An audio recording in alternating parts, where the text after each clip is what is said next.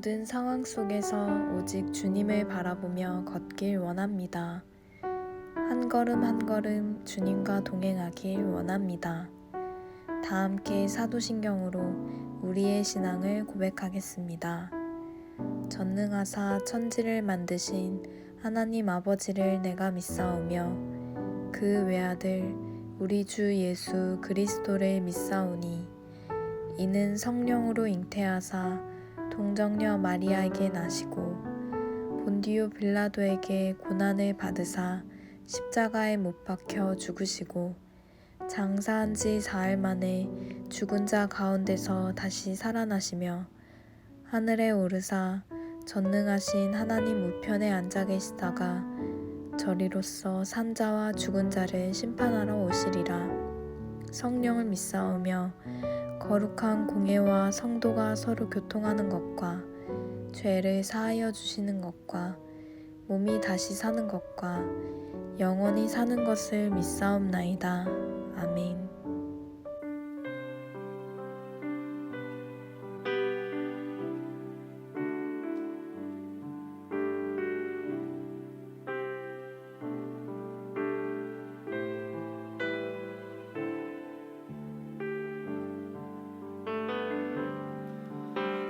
세상의 유혹 시험이 내게 몰려올 때에 나의 힘으론 그것들 모두 이길 수 없네. 거대한 폭풍 가운데 위축된 나의 영혼 어찌할 바를 몰라 헤매이고 있을 때 주를 찬양 손을 들고 찬양 전쟁은 나에게 속한 것 아니니 주를 찬양 손을 들고 찬양 전쟁은 하나님께 속한 것이니 거짓과 속임수로 가득 찬 세상에서 어디로 갈지 몰라 머뭇거리고 있네. 공중의 권세 잡은 자 지금도 우리들을 실패와 절망으로 넘어뜨리려 하네. 주를 찬양 손을 들고 찬양 전쟁은 나에게 속한 것 아니니 주를 찬양 손을 들고 찬양 전쟁은 하나님께 속한 것이니 주위를 둘러보면 아무도 없는 듯 믿음의 눈을 들면 보이는 분 계시네.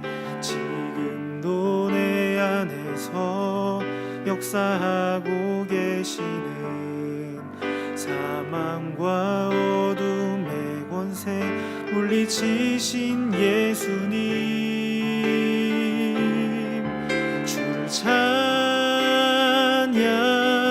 손을 들고 찬양 전쟁은 나에게 속한 것 아니니 주를 찬양 손을 들고 찬양 전쟁은 하나님께 속한 것이니.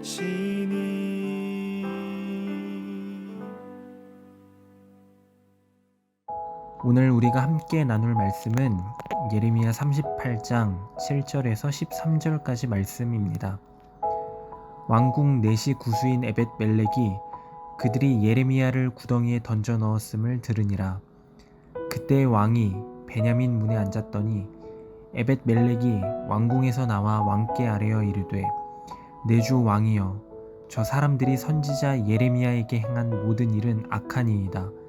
성중에 떡이 떨어졌거늘 그들이 그를 구덩이에 던져 넣었으니 그가 거기에서 굶어 죽으리이다 하니, 왕이 구스 사람 에벳멜렉에게 명령하여 이르되, 너는 여기서 30명을 데리고 가서 선지자 예레미야가 죽기 전에 그를 구덩이에서 끌어내라.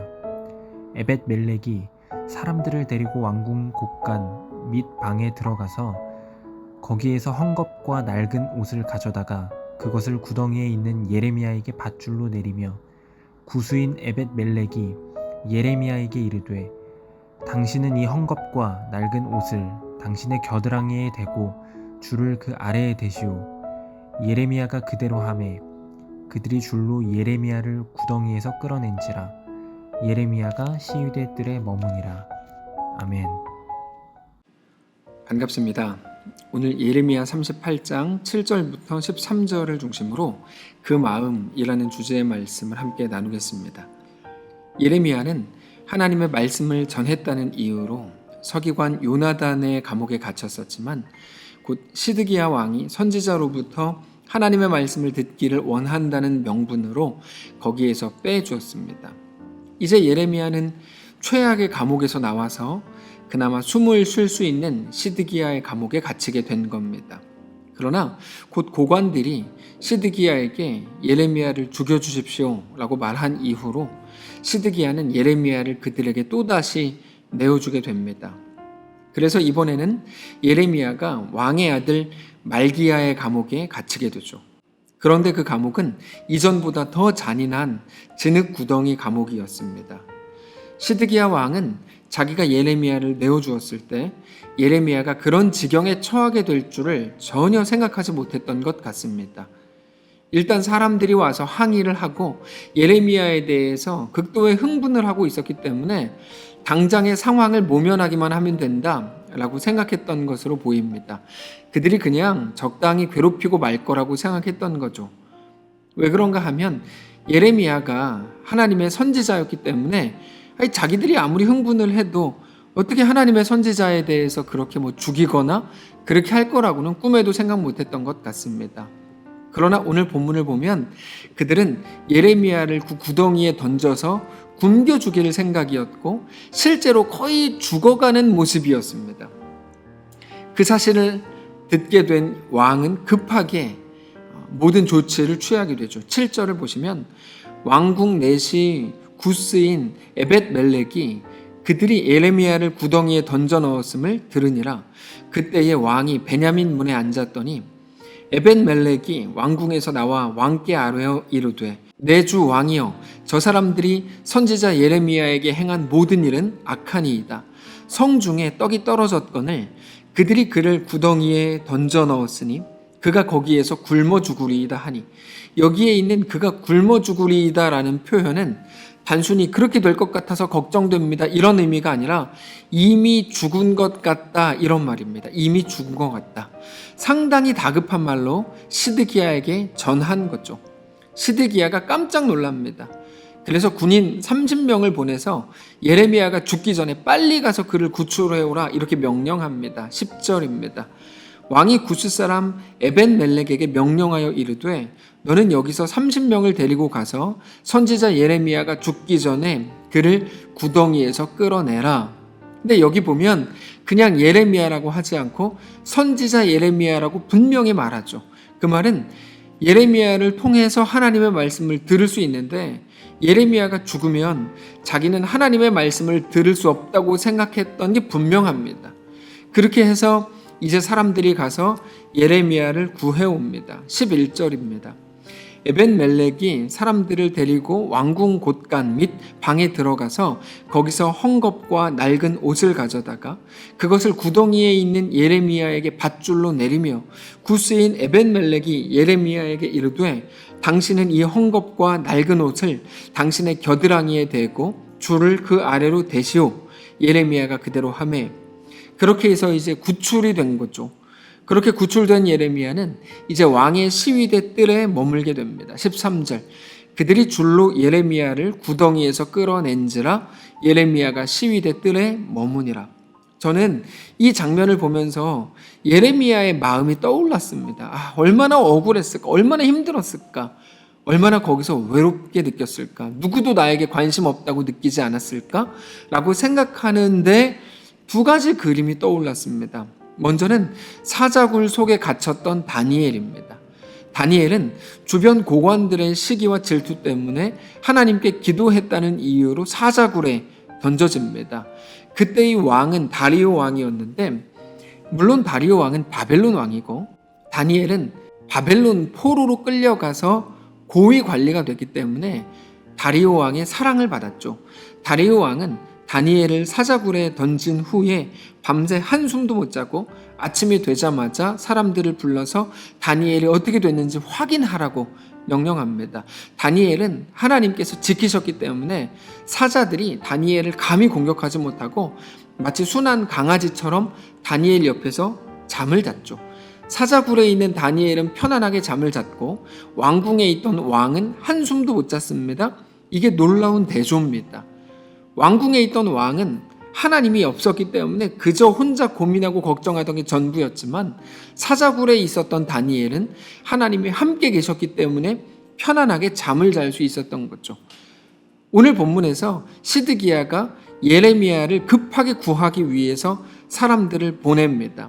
그 다급함이 다니엘을 구하기 위해 아침부터 달려온 다리오 왕의 다급함과 닮은 거죠. 그리고 오늘 본문을 통해서 생각났던 또 하나의 이야기는 모리아산에 올라간 아브라함과 이삭의 이야기였습니다. 하나님께서 아브라함에게 100세에 주신 아들이 이삭입니다. 근데 그 이삭을 번제로 드리라고 말씀을 하시죠. 아브라함은 하나님을 믿었습니다. 그래서 번제할 나무를 챙기고 이삭을 데리고 모리아산으로 올라갑니다. 아브라함은 하나님이 말씀하신 대로 이삭을 정말로 잡을 생각이었습니다. 왜냐하면 자기가 잡는지 안 잡는지는 중요하지 않았죠. 하나님이 시키신 것만 행할 생각이었어요. 자기가 이삭을 죽인다고 해도 하나님은 어떤 식으로든지 이삭을 또다시 자기에게 주실 것을 믿고 있었기 때문입니다. 그래서 모리아산에 올라갈 때 단지 조금만 기다려라, 우리가 다시 돌아오리라 이렇게 말하거든요. 자기는 분명히 이삭을 죽이러 올라가는데 우리가 돌아올 거라고 표현해요. 어떻게 그렇게 표현합니까? 다시 살리실 하나님을 믿었던 거죠. 우리는 나름대로의 한계선을 가지고 있습니다. 내가 이렇게 해야, 또는 이런 환경이 조성이 돼야 하나님이 나에게 이런 은혜를 주실 수 있어. 이런 식의 어떤 한계선을 그어놓는 겁니다. 그래서 내가 이삭을 잡기 전에 하나님이 나에게 또 다른 것을 주시거나 또 다른 번제물을 주시거나 혹은 어떤 것들을 통해 막으시거나 해야 된다는 거죠. 내가 이삭을 죽이면 그 순간에는 끝나는 거야. 본인들이 생각할 때. 그러니까 아무것도 못하죠. 그러나 아브라함은 그 선을 없앤 겁니다.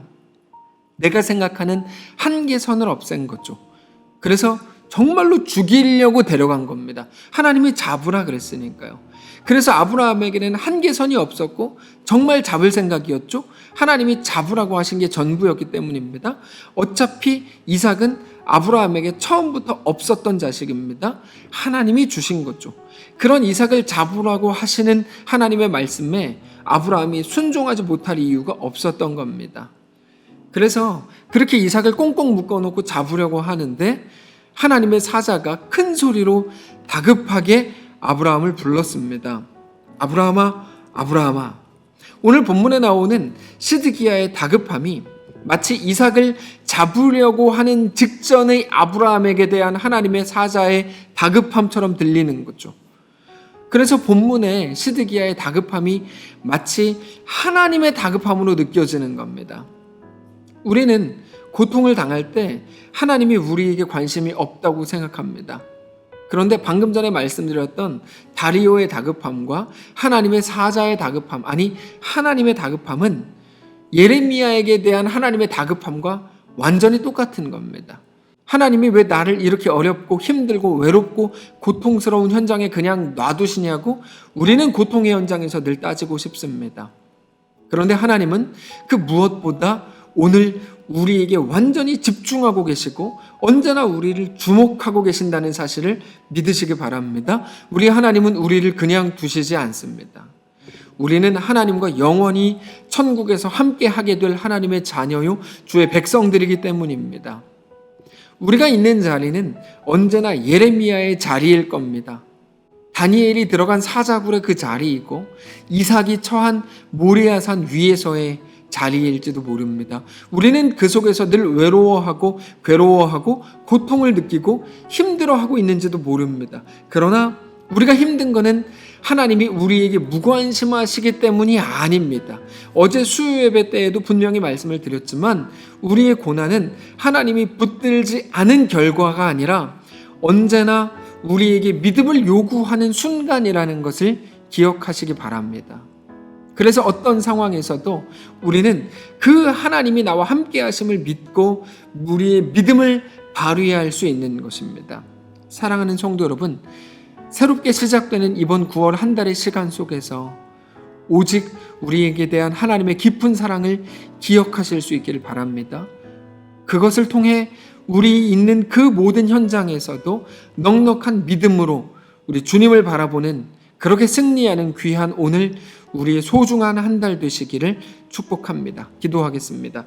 살아계신 하나님 감사합니다. 우리가 처한 모든 상황 속에서 우리에게 대한 하나님의 요구, 너의 믿음을 보이라. 오직 의인은 믿음으로 말미암아 산다. 그것 확인하면서 우리에게 대한 놀라운 하나님의 사랑을 또 확증하며 오늘을 이번 한 달을 승리하며 살아가는 모든 성도를 되도록 축복하시옵소서. 우리 주인 되신 살아계신 예수님의 이름으로 기도합니다. 아멘. 사랑하는 성도 여러분, 하나님께서 오늘 하루를 우리에게 허락하셨습니다.